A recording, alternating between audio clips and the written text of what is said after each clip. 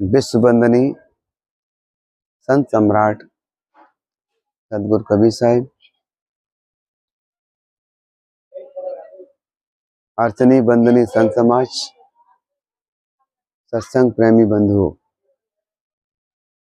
श्रद्धा मूर्ति माताओं, सदगुरु कबीर साहिब जी एक ऐसे महापुरुष हुए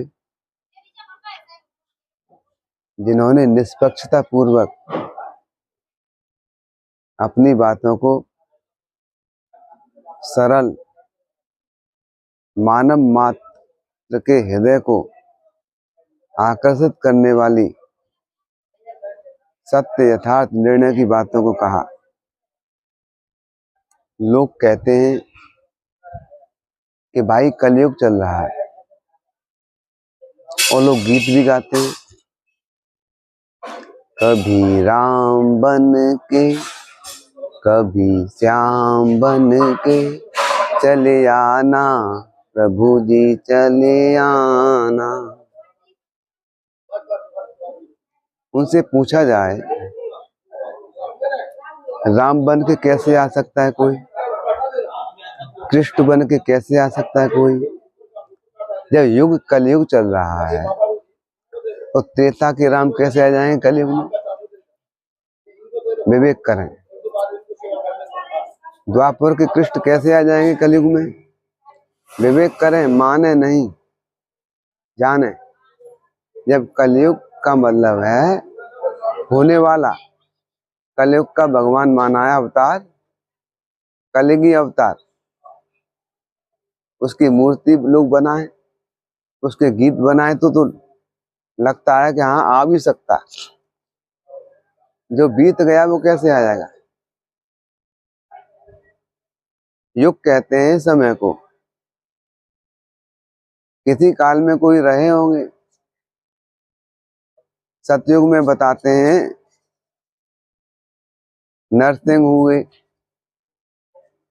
कच्छप अवतार हुआ, मछली का अवतार हुआ, बड़ा सुअर का अवतार हुआ, और आधा सिंह आधा मनुष्य का अवतार हुआ।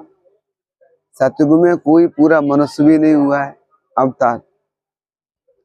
तो सतयुग के जो अवतार भगवान हैं, जानवर हैं, तो लोग उनसे क्या ले सकते हैं?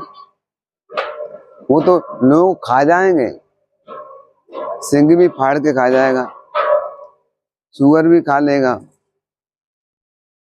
लोग विवेक नहीं करते हैं, और लोग कहते हैं तीन लोक में, ये तीन लोक बताए जाते हैं भारत में। स्वर्गलोक, स्वर्गलोक में देव वास करते हैं, देवता। मृत्युलोक, मृत्युलोक में मनुष्य वास करते हैं। और तीसरा पाताल लोक, पाताल लोक में दैत्य राक्षस बात करते हैं। अब पूछो भाई, जो ऐसा बताने वाले, तीन लोक का व्याख्यान करने वाले, लिखने वाले, उनसे पूछा जाए भाई आप तुम कौन हो? तुम देव हो या मनुष्य हो कि राक्षस हो? तो वो कहेंगे हम देव हैं, हम ब्राह्मण देव हैं। तो उनसे पूछा जाए भाई तुम मृत्युलोक में क्या कर रहे हो? ये तो मनुष्यों का लोक है। तुम देव हो, अपने लोक में जाओ, तुम्हारा लोक तो स्वर्ग है, यहाँ क्या कर रहे हो? पर हमारे देश को ये मृत्युलोक बना रहे हैं नहीं। आपने कोई देव नहीं देखा आज तक, आपने कोई राक्षस नहीं देखा आज तक। ये सब पुस्तकों में लिखी बातें हैं, पुराणों में लिखी बातें हैं। न कोई राक्षस दिखाई देता है, न कोई देव दिखाई देता है। ये सब मनगढ़ंत बातें हैं। साहब कहते हैं कि यदि कोई सबसे पुराने वेदों को मानता है तो उनसे पूछा जाए मनुष्य, उसमें मनुष्य बनने के लिए कहा गया है मनुर्भव, मनुष्य बनो, देवता नहीं। मनुष्य बनो, राक्षस नहीं। मनुष्य बनो, अवतार नहीं, भगवान नहीं। केवल मनुष्य बनने के लिए शिक्षा दी गई है। उसी बात को सदगुरु कहते हैं, मानुष तेरा गुण बड़ा, मां सुन आवे काज, हाड़ न होते आभरण तो चांद बाजन बाज। हमारे देश के लोगों को नृत्य बनाया जा रहा है, बुद्धि मारी जा रही है। मनुष्य की बुद्धि मार करके मृत्युलोक बनाया जा रहा है। मृत्युलोक नहीं है। बुद्धि मरने पर मनुष्य जिंदा सा है, परंतु बुद्धि मरने पर मुर्दा समान हो जाता है। मनुष्य के पास में बुद्धि है जो उसे चैतन्य बनाती है, अन्य प्राणियों से श्रेष्ठ बनाती है। और मनुष्य के पास में बुद्धि न हो तो मनुष्य नहीं है। सदगुरु ने कहा, कारे बड़े कुल उपजे, जोरे बड़ी बुद्धि नाए, जैसा फूल उजारे का मिथ्या लग झर जाए। यदि सदगुरु कहते तुम मनुष्य शरीर पा गए हे जीव, तो क्या हुआ? मनुष्य शरीर पाने की विशेषता है कि बड़ी बुद्धि होना, सार असार का निर्णय करना, सत्य असत्य का निर्णय करना और वैसे जीना। जो सत्य असत्य को परख करके सत्य में जीता है, सार असार को परख करके असार को छोड़ करके सार में जीता है, उसका खाना सुंदर होगा, साफ होगा, शुद्ध होगा। उसका पीना साफ शुद्ध होगा। उसका देखना सुनना जितना भी है, प्रत्येक क्रिया उसकी शुद्ध साफ होगी। उसका जीवन स्वयं प्रसन्नता पूर्वक व्यतीत होगा और दूसरों के लिए भी प्रसन्नता के लिए ही कार्य करेगा। सदगुरु कबीर साहब का सिद्धांत बिल्कुल सरल, साफ, बिल्कुल मनुष्य के कल्याण के लिए है। सदगुरु कबीर साहब निष्पक्ष हैं। वो हिंदू की बात नहीं करते हैं, वो मुसलमान की बात नहीं करते हैं, वो करते हैं मनुष्य की बात करते हैं। आज लोग कहते हैं भारत माता की जय। भारत यदि माता है तो उसके पुत्र कौन हुए? भारत माता है तो उसके पुत्र स्वाभाविक भारतीय हुए। पर लोग आज हिंदू बने हुए, लोग आज मुसलमान बने हुए, लोग आज ईसाई, जैन, बौद्ध, पारसी बने हुए हैं, क्योंकि वो समझ नहीं पा रहे भारत माता की जय, वंदे मातरम राजनीति है। राम राजा हैं, उनकी नीति क्या? राजनीति है। कृष्ण राजा हैं और राजाओं के ऊपर रहने वाले हैं, उनकी नीति कूटनीति है, राजनीति है। जो इन शास्त्रों को लेके चलता है, राजाओं को लेके चलता है, वो राजनीति से बच नहीं सकता। राजाओं को लेने वाला राजनीति में रहेगा। वो जितने राजा हुए वो सब भगवान कहलाए, या राजा का पुत्र। भगवान बुद्ध भी राजपुत्र थे, महावीर भी राजपुत्र थे, उन्होंने छोड़ दिया था। बाकी कोई राजा नहीं हुआ, भगवान नहीं हुआ, भगवान राजा ही हुआ है, या राजा का पुत्र। अब हमें देखना है कि भगवान कौन है। भगवान तो बुद्ध भी है, भगवान तो महावीर भी है, भगवान राम कृष्ण भी है, पर इनके काम अलग अलग हैं। राम और कृष्ण मारने वाले हैं, तारने वाले नहीं। ये दुष्ट पापियों को मारने वाले हैं, जो शराब पीते हैं, मांस खाते हैं, अंडा मछली खाते हैं, छल कपट करते हैं, हेरा फेरी करते हैं, अहंकार करते हैं, पक्षपात रखते हैं, ऊंच नीच की भावना रखते हैं। ऐसे दुष्टों को मारने के लिए अवतार लेते हैं। जब जब होए धर्म की हानि, बाढ़े असुर अधम अभिमानी। जब तक अधम अभिमानी जो अहंकार करते हैं, हम बड़ी जात के हैं, हम बड़े कुल के हैं, हमारे बड़ा बहुमत है, हम बड़े पैसे वाले हैं, ऐसे दुष्टों को रामकृष्ण मारते हैं। जिसका उदाहरण महाभारत है। बड़े बड़े राजा धूल मिला दिए, मरवा दिए सब, बड़े बड़े पैसे वाले, बड़े बड़े प्रतिष्ठित धूल मिला दिए उन्होंने। जिनके उदाहरण है रावण, कुंभकर्ण, कंस, ये सब धूल मिला दिए। बड़े बड़े तो मारे, छोटे मोटे नहीं मारे, ये मारने वाले हैं। और दूसरे बुद्ध, महावीर, ये सुधारने वाले हैं। महावीर सुधारते हैं और बुद्ध भी सुधारते हैं, उबारते नहीं हैं। उबारने वाले सदगुरु कबीर साहब हैं। संसार से उबारते हैं, विषय वासनाओं से, छल कपट से, हेरा फेरी से, विकारों से, दोषों से, दुर्गुणों से उबारते हैं।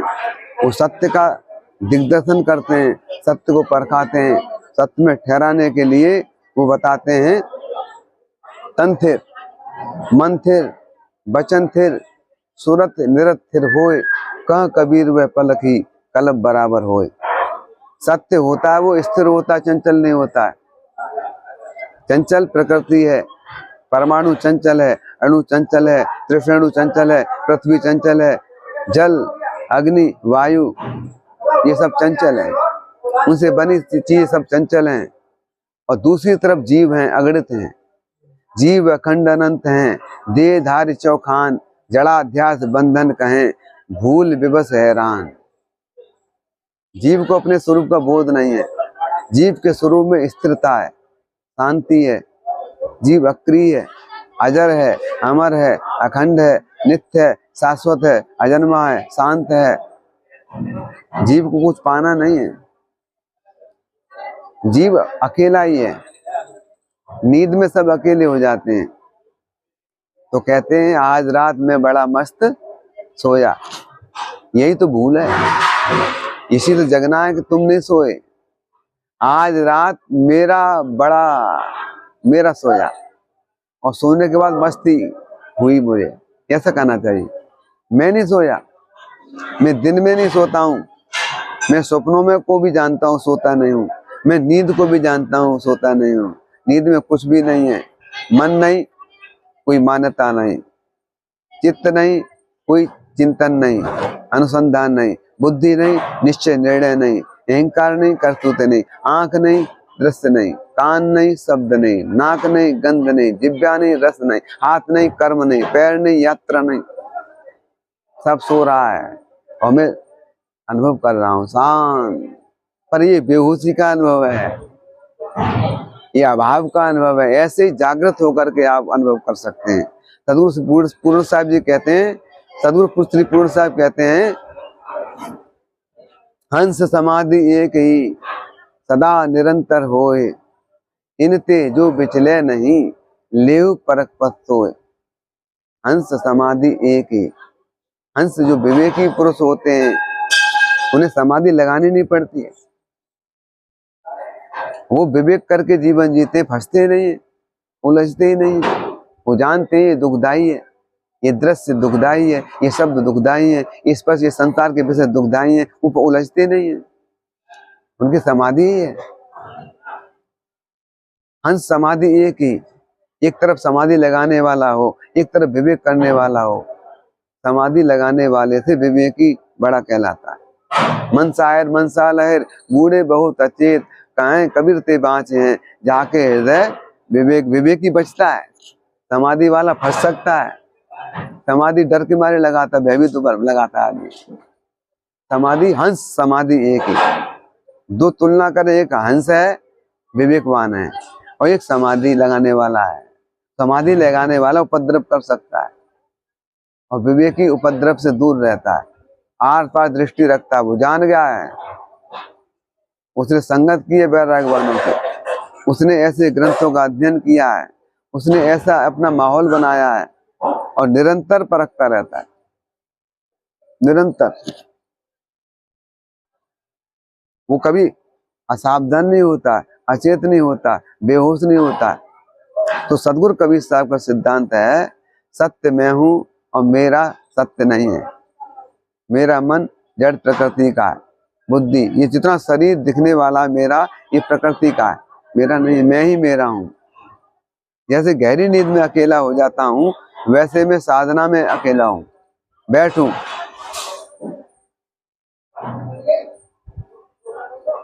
क्रम से करें नीचे से। मैं पैर नहीं हूँ, तो पैर की उंगली अंगूठा भी नहीं हूँ। मैं घुटने भी नहीं, मैं जंघा भी नहीं, मैं पेट नहीं, पीठ नहीं, हाथ नहीं, कोहनी नहीं, कंधा नहीं, गला नहीं, कान नहीं, आंख नहीं, कुछ नहीं। मन नहीं, बुद्धि चित्त कुछ भी नहीं। सर्वहु को जाने सो तो सर्वहु से न्यारो रहे, सोई गुरु रूप निज पारक लगायो। सबको जाने सब नहीं होई, जानन हार जीव है सोई। जो पांचों तत्व जाने भाई, सो का आप तत्व हो जाई। तत्व ही हो के तत्व समावत, तो पुन तत्व में कौन बतावत। इसलिए कबीर साहब कहते हैं, जो जानो जग जीवना, जो जानो सो जीव। पानी पचाबू आपना, तो पानी मांग नसीब। आप जीव हो, लिए अपने आप को समझो जीव हो, चैतन्य हो जाओ, होश में हो जाओ। होश में रहेगा, उसका खाना खराब नहीं होगा, पीना खराब नहीं होगा, बोलना खराब नहीं होगा। वो होश में रहता है, विवेक में रहता है।